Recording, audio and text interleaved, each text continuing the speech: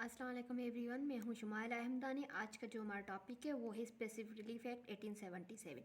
आज जो इस पे मैंने एक लेक्चर बनाया है, इस पे एक इंपॉर्टेंट सेक्शन मैंने निकाले हैं जो हमें किसी भी टेस्ट में काम आ सकते हैं। जैसे कि गेट में आ जाते हैं कि टेम्परेरी इंजेक्शन किस में, स्पेसिफिक परफॉर्मेंस हम किस में ले सकते हैं। तो मैंने कुछ स्पेसिफिक सेक्शंस निकाले हैं जो आपको किसी भी टेस्ट में काम आ सकते हैं और आपको ईजीली आप इनको समझ भी सकते हैं इस वीडियो के ज़रिए से। तो पहले तो बता दीजिए, जो एक्ट 1877 का है और ऑलमोस्ट कभी कभी हमें ये भी क्वेश्चन आ जाता है कि टोटल सेक्शन कितने स्पेसिफिक रिलीफ एक्ट में। तो इसलिए मैंने इसका भी लिख लिया है कि टोटल सेक्शन हमारे स्पेसिफिक रिलीफ एक्ट में है 57 है और ये हमारी आउटलाइन है लेक्चर की। तो पहले हम सेक्शन 5 क्लियर करेंगे, उसमें है स्पेसिफिक रिलीफ हाउ गिवन।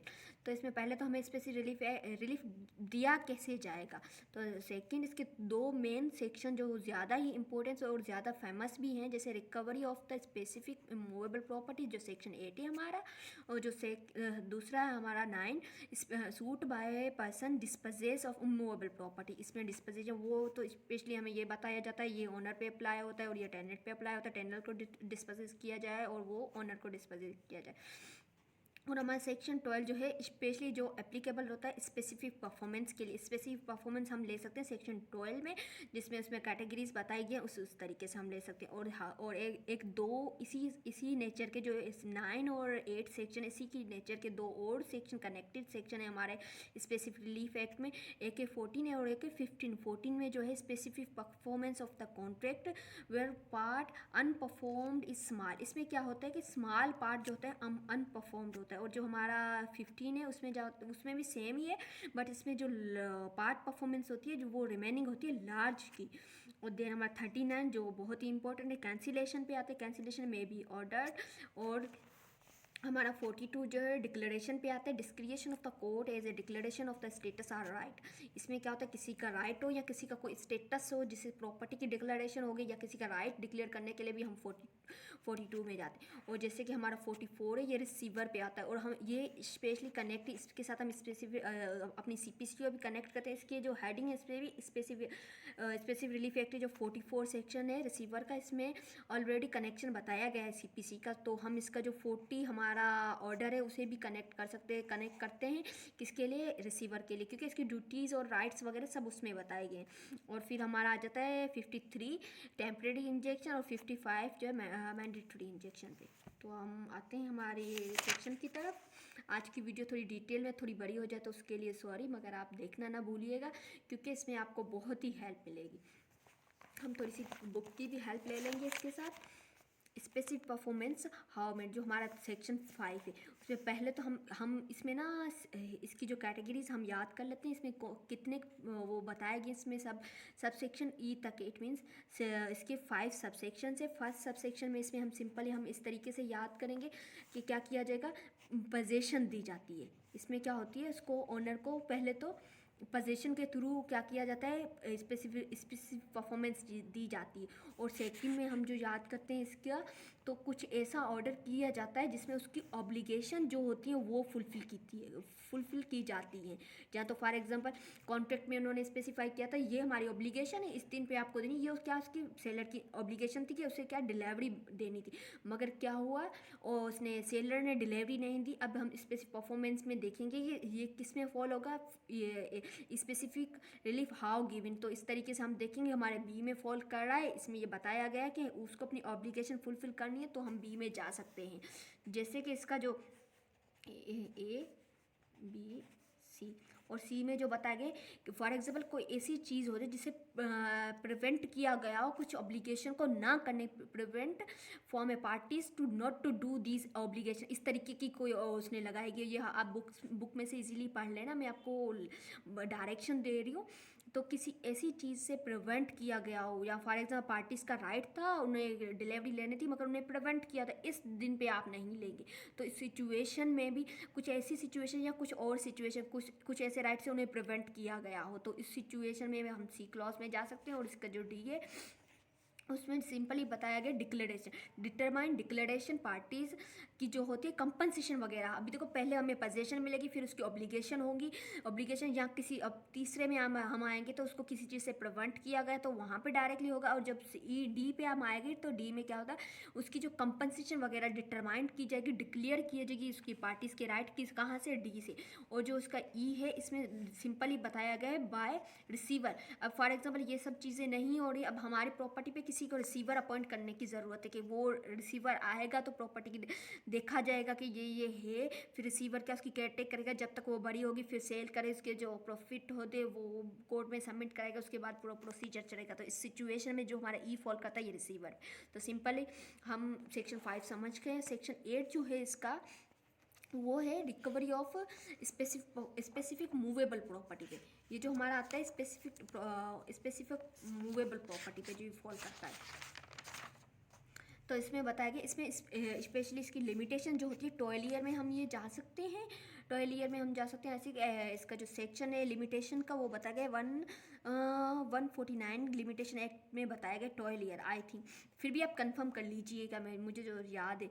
बाकी ये जो होता है हमारे ओनर पे डायरेक्टली जो होता है हमारे ओनर के लिए ये सेक्शन है। फॉर एग्जांपल मैं एक घर की ओनर हूँ, ठीक है, यहाँ पे क्या हुआ, मुझे बी ने आके डिस्पोजेस कर दिया मुझे ही अपने घर से, जबकि मेरे पास डॉक्यूमेंट्स वगैरह हर चीज़ अवेलेबल। इस सिचुएशन में मेरे पास टाइटल ऑफ डॉक्यूमेंट्स भी अवेलेबल, स्पेशली लिखा गया है वो पर्सन क्या होगा, इंटाइटेड फॉर द पोजेशन। तो इस सिचुएशन हम डायरेक्टली सूट फाइल करेंगे सेक्शन 8 में कि हमें स्पेसिफिक परफॉर्मेंस हमारे घर की दी है। तो मैं ये सूट फाइल करने के लिए मेरे पास लिमिटेशन है 12 ईयर। और फिर सेक्शन 9 आ जाता है, suit by person dispossess by the movable property. जब हम इन दोनों को पढ़ते हैं तो क्या डिफरेंशिएट है, वहाँ बस यहाँ पे सूट की ही और डिस्पोजेशन की ही बात अलग हो रही है, बाकी तो कोई चीज़ भी अलग नहीं है। तो ये सिंपली मैं आपको बता दूँ चीज़ें जो हम लीगल डिस्पोजेशन एक्ट पढ़ते हैं उसमें जाकर हम स्पेशली इसको पढ़ सकते हैं सेक्शन को।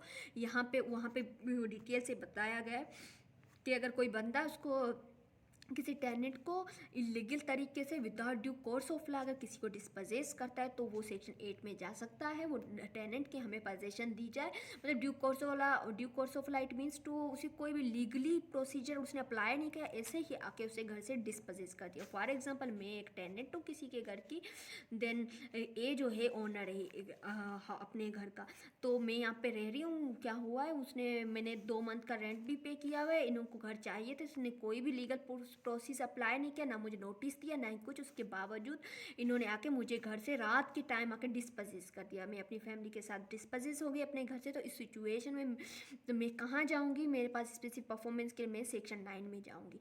और इसकी आई थिंक लिमिटेशन जो है 6 मंथ है, 6 मंथ के अंदर टेनेंट जा सकता है इसके। बट ये जो सेक्शन है उस पर अप्लाई नहीं होगा, जो गवर्नमेंट वगैरह होगी, जब फेडरल या प्रोविंशियल गवर्नमेंट करती है तो उस पर हम नहीं कर सकते। फॉर एग्जाम्पल जो इंक्रोचमेंट का काम होता है, जो इंक्रोचमेंट के दौरान कोई किसी ने रोड पे घर बनाया हुआ है वहाँ पे अगर वो आके डिस्पोजेस करती है तो वहाँ पे ये सेक्शन अप्लाई नहीं होगा। तो सिंपली अब हम आगे हमारे स्पेसिफिक परफॉर्मेंस कहाँ पे होती है, तो सेक्शन 12 में हमें बताया गया स्पेसिफिक परफॉर्मेंस कौन कौन से सेक्शंस में कौन कौन से केसेस में स्पेसिफिक परफॉर्मेंस होती है। तो स्पेसिफिक परफॉर्मेंस के इसके क्या होते हैं, इसमें ए बी सी और डी 4 कैटेगरीज बताई गई थी। इन सिचुएशन में हम स्पेसिफिक परफॉर्मेंस अलो करवा सकते हैं।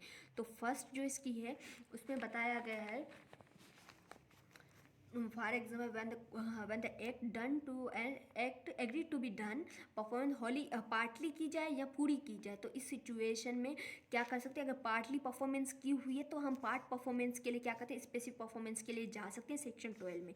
और इसके जो बी में बताया गया, फॉर एग्जाम्पल पूरी की हुई है या तो पूरी की हुई या पार्शली की मतलब पार्ट परफॉर्मेंस की सिचुएशन में भी हम जा सकते हैं। इसके बी में बताया हुआ है, फॉर एग्जांपल कोई ऐसा डैमेज हुआ है एक्चुअल मतलब ऐसे जो नॉन परफॉर्मेंस से उसको एक्चुअल डैमेज क्या हुआ है वो डिटरमाइन नहीं होगा, उसकी सर्टेनिटी है कि ये स्पेशल इसका जो एक्चुअल डैमेज सर्टेन नहीं हो रहा। तो इस सिचुएशन में भी हम सेक्शन 12 में जाएंगे और उसकी सर्टेनिटी बता के कोर्ट क्या करेगी, हमें स्पेसिफिक परफॉर्मेंस दिलवाएगी। और इसके जो सी है, सी में बताया गया है कि कोई ऐसी उसकी पिक्यूनियरी जो पैसों वाली जो कंपनसेशन है वो नॉन परफॉर्मेंस है वो डिटरमाइन नहीं हो रहा।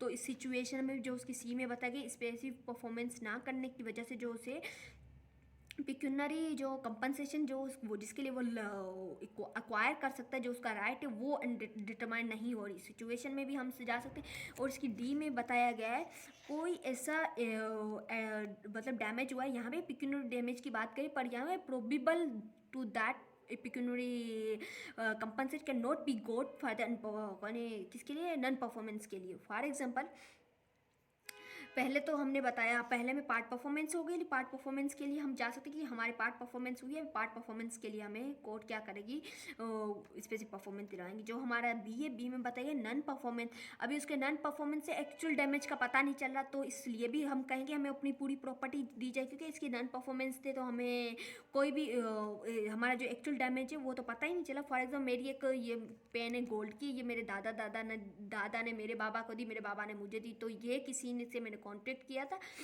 तो ये उन्होंने बोला हमने इसके बदले क्या रखा था, उनके पास जो उनके दादा की पेन थी वो मुझे देंगे और इनके बदले मैं उनको ये पेन दूंगी। मगर अब क्या हुआ, मेरी वो स्पेसिफिक परफॉर्मेंस नहीं कर रहे, मुझे इसके बदले वो पेन नहीं दे रहे। तो इस सिचुएशन में मैं बी क्लॉज में जाऊंगी और यहाँ पे देखी जाएगी इसका एक्चुअल डैमेज तो पता ही नहीं चला मुझे कितना नुकसान हुआ था, क्योंकि ये तो पेन हमारे दादा परदादा से आ रही है, इससे मेरी फीलिंग्स अटैच है। इस सिचुएशन में भी ये जो होगी इसका एक्चुअल डैमेज नहीं पता चलेगा, तो भी क्या होगा इससे ये मैं बी में जाके इसकी स्पेसिफिक परफॉर्मेंस ले सकते। इसी हम एग्जांपल को अगर लेकर जाते हैं डी में, सी में लेकर जाते हैं, सी में क्या था इसकी पिक्यूनरी कंपनसेशन का नहीं पता चला क्योंकि बहुत पुरानी पेन है, तो सी में भी यही फॉल कर सकती। और फिर डी में बताए probable that pecuniary compensation, it means to say कि यहाँ पर प्रोबेबल ही नहीं है, मतलब यहाँ पे ये मुमकिन ही नहीं है कि हमारी स्पेसिफिक हमारी जो पिक्यूनरी कंपनसेशन है उसको डिटरमाइन किया जाए नॉन परफॉर्मेंस से। इस दौरान भी हम स्पेसिफिक परफॉर्मेंस लेंगे, इट मीन्स मैं अपनी पेन के बदले पेन ही लूँगी। अगर हम तीनों एग्जांपल में से समझ लें तो आई थिंक आप समझ चुके होंगे। अब हम आते हैं हमारे सेक्शन 14 में। सेक्शन 14 में बताया गया है specific performance of the part of contract your part is unperform small. यहाँ पे क्या है हमारा जो पार्ट ऑफ परफॉर्मेंस है ये स्मॉल है। फॉर एग्जांपल इसमें एक एग्जांपल भी दी हुई है हमारा जो स्पेसिफिक रिलीफ एक्ट का सेक्शन 14 है उसमें दी हुई है। फॉर एग्जाम्पल यहाँ पे स्मॉल उसकी हो रही, तो ये अनपरफॉर्मेंस जो पार्ट ऑफ कॉन्ट्रैक्ट है वो स्मॉल है, तो उसमें इजीली हम कर सकते हैं। फॉर एग्जाम्पल हमारी थी 100 एकड़ का हमने कॉन्ट्रैक्ट किया था, किसके साथ, ए ने कॉन्ट्रैक्ट किया 100 एकड़ का बी के साथ, ठीक है ना, बी के साथ कॉन्ट्रैक्ट हुआ, तो इन्होंने क्या किया है 95 एकड़ की जो हो गई है स्पेसिफिक परफॉर्मेंस हो चुकी है। तो इस सिचुएशन अभी हमारे 5 एकड़ जो रहते हैं, बी ने परफॉर्म नहीं किया कॉन्ट्रैक्ट अपना, ए ने कॉन्ट्रैक्ट नहीं किया बी के साथ, मतलब 95 एकड़ तो उसने डिलीवरी दे दी थी मगर उसके 5 जो एकर्स हैं उसकी डिलीवरी नहीं दी और इसकी परफॉर्मेंस नहीं हुई। इस सिचुएशन में क्या होता है, कोर्ट की डिस्क्रिशनरी पावर होगी, कोर्ट क्या करेगी उसके डिटरमाइन करेगी कि कितने हैं इसकी, या तो वो क्या करेगी अगर कंपनसेशन अलो हो सकता है। फॉर एग्जाम्पल 5 जो एकड़ है ये ज्वाइंट ड्यू हो किसी के ब्रदर्स के साथ, for example B C D और ये ज्वाइंट नहीं है, तो इस सिचुएशन अगर बी रिक्वेस्ट करता है स्मॉल पार्ट ऑफ कॉन्ट्रैक्ट तो इसकी क्या मैं कंपनसेशन दे सकता हूँ। तो इस सिचुएशन में ये कोर्ट का डिस्क्रिएशन पावर होगा, वैल्यू ऑफ प्रॉपर्टी भी पता चलेगी, सब चीज़ें लिखी हुई हैं, आप इजीली समझ सकते हैं उसमें पढ़ के। मगर मैं आपको ये समझाना चाह रही हूँ कि अगर यहाँ पे जो पार्ट परफॉर्मेंस होगी स्मॉल पार्ट की होगी, अनपरफॉर्म जो पार्ट होगा वो कॉन्ट्रैक्ट का वो स्मॉल होगा। इस सिचुएशन में वैल्यूएशन भी उसकी सिंपल तौर से पता चली 5 एकड़ की फॉर एग्जाम्पल हम लगा लेते हैं कि मतलब वैल्यूएशन ऑफ प्रॉपर्टी की वहाँ के देख के वो इजीली कोड डिटरमाइन करेगी और इसकी वो कंपनसेट भी कर सकते हैं। तो इसकी कनेक्शन में हमारा जो सेक्शन 15 है इसमें बताया गया इसकी जो पार्ट परफॉर्मेंस ऑफ कॉन्ट्रैक्ट है ये लार्ज है। इसकी जो एग्जांपल है उसके अंदर यहाँ पे लिस्टेशन जो दी हुई है उसमें बुक में उसमें भी लिखा है। फॉर एग्जाम्पल हमने 100 एकड़ का कॉन्ट्रैक्ट किया है ए ने और बी ने, और ए ने क्या किया 50 एकर्स जो हुए हैं वो ट्रांसफ़र कर दिए हैं, उसको पोजीशन दे दिए, बाकी 50 एकर्स की नहीं दी उसे पोजीशन, इट मीन्स ही दे दिए, तो लार्ज पार्ट ऑफ कॉन्ट्रैक्ट हो गया जो अनपरफॉर्म्ड है। तो इस सिचुएशन में ये पोर्शन ऑफ कॉन्ट्रैक्ट जो होगा ये डिटरमाइंड मतलब ये जो उसका नॉन परफॉर्मेंस है उसे बहुत सारा नुकसान हो रहा है। तो इस सिचुएशन में प्लेंटिफ के पास राइट है या तो रिलिंक्विश कर दे अपने राइट राइट को या तो क्या करे, जो डैमेजेस हो रहे हैं या उसे लॉस हो रहा है वो से पेमेंट ले, या तो कोर्ट की डिस्क्रिएशन है कि कोर्ट उसे क्या और अदर रिलीफ जो कोर्ट डीम फिट, कोर्ट जिस कोर्ट को जो भी सही लगेगा फर्दर परफॉर्मेंस के लिए वो उसे कर सकता है। फॉर एग्जांपल अगर कोर्ट चाहे तो यहाँ पे लिखा हुआ है right of compensation either for the deficiency और for the loss of damages substitute, मतलब अभी यहाँ पे लिखा है सिंपल, अगर कोर्ट चाहे तो उसे कंपनसेट कर सकती है, या तो पार्टीज चाहे तो अपना राइट रिलिंक्विश भी कर सकते हैं, या डिफॉल्टर जो होगा, डिफॉल्टर और डिफेंडेंट उसे भी मतलब लाइबल करार दे सकते हैं सिचुएशन में, या तो वो परफॉर्मेंस देगा या तो उसे पेमेंट करनी पड़ेगी। तो मतलब यहाँ पे जो इसकी डायरेक्शन दी गई है लार्ज स्मॉल पार्ट की, इसकी सिंपल तरीके से वही डायरेक्शन है, तो बताया गया है किस तरीके से ये परफॉर्म हो सकता है। अब आते हैं हम अपने सेक्शन 39 पे। 39 जो है वो है कैंसिलेशन ऑफ द कॉन्ट्रैक्ट पे। ये है कैंसिलेशन में बी ऑर्डर। कोर्ट क्या करती है, कैंसिलेशन का ऑर्डर कहाँ पे देती है, हमारे सेक्शन 39 पे। ये जो होते हैं ऑलरेडी हमें सूट्स वगैरह में भी बहुत ही काम आते हैं। इसकी लिमिटेशन जो होती है हमारी 3 ईयर होती है। सिंपली हमारे लिमिटेशन एक्ट में लिखा हुआ है कि 3 ईयर में हम कैंसिलेशन के लिए जा सकते हैं, किसी भी इंस्ट्रूमेंट के लिए, किसी भी डॉक्यूमेंट्स के लिए जो वाइड हो या वाइडेबल हो, इसमें हम जाके कह सकते हैं। हमारे अगेंस्ट में कोई ऐसा बनाया गया हो कॉन्ट्रैक्ट, इसमें रिसेंटली मैंने एक केस पढ़ा था, उसमें तो क्या था कि मतलब उनके भाइयों ने, मतलब प्लेंटिफ जो था, प्लेंटिफ ने ये किया था कि जिसको कैंसिलेशन किया जाए, जो उनके डिफेंडेंट थे, डिफेंडेंट क्या थे वो बने थे, हम इसके ब्रदर्स हैं, और ये हमारे जो फादर हैं उसकी हम सोल पार्टनर्स हैं, उसकी प्रॉपर्टी के सिचुएशन में जो सूट फाइल किया गया था, सूट में जो कैंसिलेशन का दिया गया था, क्योंकि इसके जो डॉक्यूमेंट्स NIC वगैरह हैं उसको कैंसिलेशन किया जाए, क्योंकि हमारे पास हमारे फादर का निकाहनामा और बाकी जो लीगल डॉक्यूमेंट्स भी अवेलेबल है। इस सिचुएशन में जो हम कह सकते हैं कि जब कैंसिलेशन का सूट होगा तो कैंसिलेशन में हम 3 ईयर्स में जा सकते हैं, किसी भी इंस्ट्रूमेंट्स के लिए हो, या जो इंस्ट्रूमेंट वो वाइड हो या वाइडेबल हो। डिटेल में आप पढ़ लीजिएगा। अगर आपको किसी भी इस सेक्शन पे या किसी और सेक्शन में डिटेल वीडियो चाहिए तो आप वैसे सेक्शन में ज़रूर बताइएगा, इंशाल्लाह आपके लिए वीडियो बन जाएगी। और सेक्शन 42 जो है वो है डिक्लेरेशन के लिए। डिक्लेरेशन जैसे कि हमारे ये तो मेन सेक्शन है, हमें याद होते हैं। 39 पे कैंसिलेशन होगा, 42 पे डिक्लेरेशन होगा, स्टेटस या किसी राइट का। तो हमारे 42 में बताया गया कि किसी भी स्टेटस या किसी भी राइट की डिक्लेरेशन हम किस में जा सकते हैं, इसमें जाते हैं 42 में जाते हैं। फॉर एग्जांपल मेरी प्रॉपर्टी है, मेरी प्रॉपर्टी पे मेरा राइट है, तो इस सिचुएशन में मेरी अब हम थे जॉइंट ओनर थे, जॉइंट ओनर की वजह से हमारे राइट जो थे वो डिटरमाइन नहीं किए गए। मैं कोर्ट में जाके डिक्लेरेशन का सूट फाइल कर सकती हूँ, तो कोर्ट डिक्लेरेशन किया जाए मेरे राइट्स का। ये मेरे राइट्स की बात की है। For example declaration of contract भी हो सकता है। फॉर एग्जाम्पल हम पार्टीज हैं ए और बी हमने क्या किया, कॉन्ट्रैक्ट किया है। ए और बी ने कॉन्ट्रैक्ट किया, इस सिचुएशन में अब क्या हुआ है, बी परफॉर्म नहीं कर रहे सिचुएशन में डिक्लेरेशन ऑफ द कॉन्ट्रैक्ट के लिए भी जा सकते हैं, स्टेटस के लिए भी जा सकते हैं। ये सब हम इस 42 में जा सकते हैं। ये मैं शॉर्ट में इसीलिए बना रही हूँ क्योंकि वीडियो बहुत बड़ी हो जाएगी और आई थिंक आप ना देख पाएँ। तो रिसीवर जो होता है हमारा, रिसीवर जो हमारे ऑर्डर 14 में भी बताया गया, रिसीवर अपॉइंट किया जाता है। फिर रिसीवर की ड्यूटीज़ बताई गई हैं 40 में, और 40 में उसके ऑर्डर 14 में उसकी ड्यूटीज़, राइट और सब कुछ बताया गया। रूल प्रॉपर्टी के लिए हम रिसीवर भी अपॉइंट करवा सकते हैं। फॉर एग्जाम्पल अभी प्रॉपर्टी डिस्प्यूट पे आ गए, डिस्प्यूट में कोर्ट में सूट फाइल करते तो कोर्ट में हम जाके कह सकते हैं, कोर्ट सेक्शन 44 ऑर्डर 14 में जाके CPC में और 44 स्पेशल इफेक्ट में रिसीवर अपॉइंट किया जाए, जो हमारी केयर टेक करे प्रॉपर्टी की रिसीवर। उसके बाद क्या होगा, जैसे ही हमारी जो डिस्प्यूट वो डिसॉल्व हो जाए, सेटल हो जाए, उसके बाद प्रॉपर्टी जो भी ओनर है उसे की जाए। वरना कोई ऐसा होगा जैसे पैरिशेबल नेचर के कोई गुड्स होंगे तो इस रिसीवर अपॉइंट करके उसको डिस्पोज भी करवाया जा सकता है। उसे सेल और परचेज वाला सिस्टम सेम भी किया जा सकता है। और फिर आते हैं 53 पे टेम्प्रेरी इंजेक्शन। टेम्प्रेरी इंजेक्शन में क्या करते हैं, कोर्ट स्टे ऑर्डर दे देती है, जब तक कोर्ट डिसाइड हो जाए तब तक क्या ये स्टे में रहेगा। और हमारे ये ऑर्डर 39 में भी बताया गया है इसके टेम्प्रेरी इंजेक्शन का। आप इजीली सेक्शन 1 और उसका रूल 1 है, रूल 2 में भी से भी पढ़ सकते हैं कि टेम्प्रेरी इंजेक्शन क्या है। टेम्प्रेरी इंजेक्शन वहाँ पे सिंपली हम वहाँ से भी गाइडलाइन से टेम्प्रेरी इंजेक्शन सूट के दौरान स्टे ऑर्डर दिया जाता है।